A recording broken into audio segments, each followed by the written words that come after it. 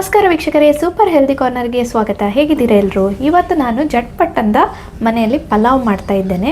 ಈ ಪಲಾವಿಗೆ ನಾನು ಯಾವುದೇ ರೆಡಿಮೇಡ್ ಪಲಾವ್ ಪೌಡರನ್ನು ಬಳಸ್ತಾ ಇಲ್ಲ, ಪಲಾವ್ ಮಿಕ್ಸನ್ನು ಬಳಸ್ತಾ ಇಲ್ಲ. ಮನೆಯಲ್ಲೇ ಸಿಂಪಲ್ ಆದ ಕೆಲವು ಪದಾರ್ಥಗಳನ್ನು ಬಳಸಿ ಯಾವ ರೀತಿ ಮಸಾಲ ತಯಾರಿಸ್ಬೋದಂತ ಇವಾಗ ನಿಮಗೆ ತೋರಿಸ್ಕೊಡ್ತೇನೆ. ಹಾಗೆ ಮನೆಯಲ್ಲಿ ಕ್ಯಾರೆಟ್ ಇತ್ತು, ಪೊಟೆಟೊ ಇತ್ತು, ಹಾಗೆ ಬಟಾಣಿ ಇತ್ತು. ಈ ಸಿಂಪಲ್ 3 ತರಕಾರಿಗಳನ್ನು ಬಳಸಿಬಿಟ್ಟು ನಾನು ಪಲಾವ್ ಮಾಡ್ತಾ ಇದ್ದೇನೆ. ಮೊದಲಿಗೆ ಯಾವ ರೀತಿ ಮಸಾಲೆಯನ್ನು ರೆಡಿ ಮಾಡ್ತೇನೆ ಅದನ್ನು ಶೇರ್ ಮಾಡ್ತೇನೆ. ಹಾಗೆ ಹೇಗೆ ಈ ಪಲಾವ್ ರೆಡಿ ಮಾಡ್ತೇನೆ ಆ ಪೂರ್ತಿ ರೆಸಿಪಿನ ಈ ವಿಡಿಯೋನಲ್ಲಿ ಹೇಳ್ತೇನೆ. ಈ ವಿಡಿಯೋ ಲೈಕ್ ಆದರೆ, ರೆಸಿಪಿ ಇಷ್ಟ ಆದರೆ ದಯವಿಟ್ಟು ವಿಡಿಯೋನ ಲೈಕ್ ಮಾಡಿ. ಹಾಗೆ ಫ್ರೆಂಡ್ಸ್ ಜೊತೆ, ಫ್ಯಾಮಿಲಿ ಜೊತೆ ಎಲ್ಲ ಶೇರ್ ಮಾಡ್ಕೊಳ್ಳಿ. ಹಾಗೆ ನನ್ನ ಚಾನೆಲ್ನ ಸಬ್ಸ್ಕ್ರೈಬ್ ಮಾಡಿ ಸಪೋರ್ಟ್ ಮಾಡಿ. ಬನ್ನಿ ರೆಸಿಪಿನ ನೋಡುವ. 1 ಇಂಚಿನಷ್ಟು ಶುಂಠಿಯನ್ನು ಹಾಕ್ತಾ ಇದ್ದೇನೆ. ಹಾಗೆ 2 ಹಸಿಮೆಣಸು, ಖಾರ ಹೆಚ್ಚಿಗೆ ಬೇಕಿದ್ದರೆ ಹೆಚ್ಚಿಗೆ ಹಾಕ್ಕೊಳ್ಬೋದು. ಹಾಗೆ 1 ಮುಷ್ಟಿಯಷ್ಟು ಪುದೀನ ಸೊಪ್ಪು, ಅರ್ಧ ಕಟ್ಟಿನಷ್ಟು ಕೊತ್ತಂಬರಿ ಸೊಪ್ಪು, ನಂತರ 1 ಇಂಚಿನಷ್ಟು ಚಕ್ಕೆ, 3-4 ಲವಂಗ, ಹಾಗೆ 1 ಸ್ಟಾರನ್ನು ಹಾಕ್ತಾ ಇದ್ದೇನೆ. ಇಷ್ಟು ಗರಂ ಮಸಾಲ ಮಾತ್ರ ಹಾಕ್ತಾ ಇದ್ದೇನೆ. ಹಾಗೆ ಅರ್ಧ ಗ್ಲಾಸ್ನಷ್ಟು ನೀರು ಹಾಕಿಬಿಟ್ಟು ಇದನ್ನು ರುಬ್ಕೊಳ್ಬೇಕು. ಚೆನ್ನಾಗಿ ಪೇಸ್ಟ್ ಮಾಡಿ ನಮ್ಮ ಪಲಾವ್ ಮಸಾಲ ರೆಡಿ ಆಗುತ್ತೆ. ನೋಡಿ, ಈ ರೀತಿ ಗ್ರೈಂಡ್ ಮಾಡಿ ತೊಗೊಂಡಿದ್ದೇನೆ. ಒಂದು ಕುಕ್ಕರಿಗೆ ಇವಾಗ 1 ಟೇಬಲ್ ಸ್ಪೂನ್ನಷ್ಟು ತುಪ್ಪ, ಹಾಗೆ 1 ಟೇಬಲ್ ಸ್ಪೂನ್ನಷ್ಟು ತೆಂಗಿನ ಎಣ್ಣೆಯನ್ನು ಹಾಕ್ತಾ ಇದ್ದೇನೆ. ಎಣ್ಣೆ ಬಿಸಿ ಆದ ಹಾಗೆ ಪಲಾವ್ ಎಲೆಯನ್ನು ಇದಕ್ಕೆ ಹಾಕ್ಕೊಳ್ಬೇಕು. ಹಾಗೆ 1 ಉದ್ದಗೆ ಹೆಚ್ಚಿದ ಈರುಳ್ಳಿಯನ್ನು ಹಾಕ್ಕೊಳ್ತಾ ಇದ್ದೇನೆ. ಈರುಳ್ಳಿಯನ್ನು ಹಾಕ್ಕೊಂಡ್ಬಿಟ್ಟು ಸ್ವಲ್ಪ ಉಪ್ಪನ್ನು ಸೇರಿಸ್ಕೊಳ್ಬೇಕು, ಆವಾಗ ಬೇಗನೆ ಇದು ಬಾಡುತ್ತೆ.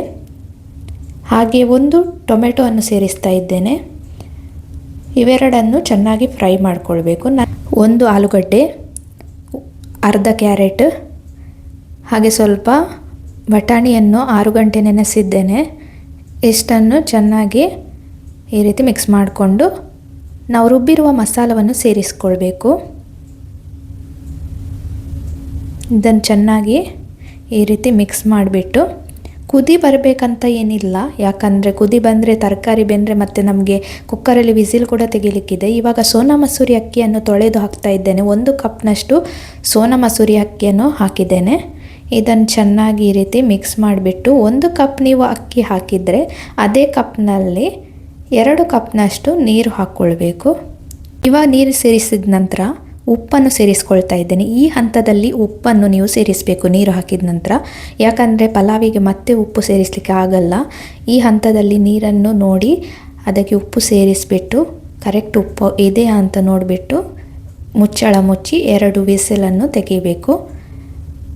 ವಿಸಿಲ್ ಹೋದ ನಂತರ ನೋಡಿ, 2 ವಿಸಿಲ್ ನಾನು ತೆಗೆದಿದ್ದೆ, ವಿಸಿಲ್ ಕಂಪ್ಲೀಟಾಗಿ ಹೋಗಿದೆ. ಇವಾಗ ನಮ್ಮ ಪಲಾವ್ ರೆಡಿಯಾಗಿದೆ. ಘಮ್ ಅಂತ ಪರಿಮಳ ಬರ್ತಾ ಇದೆ. ಬ್ರೇಕ್ಫಾಸ್ಟಿಗೆ ಇರ್ಬೋದು ಅಥವಾ ದಿಢೀರಾಗಿ ಏನಾದರೂ ನಿಮಗೆ ಪಲಾವ್ ಮಾಡಬೇಕಂತ ಹೇಳಿದರೆ ಈ ರೀತಿ ಪಲಾವ್ ರೆಡಿ ಆಗುತ್ತೆ. ಇದಕ್ಕೆ ಸ್ವಲ್ಪ ರಾಯ್ತ ಮಾಡಿದ್ದೇನೆ, ಸಿಂಪಲ್ಲಾಗಿ ಈರುಳ್ಳಿ ಹಾಕಿಬಿಟ್ಟು.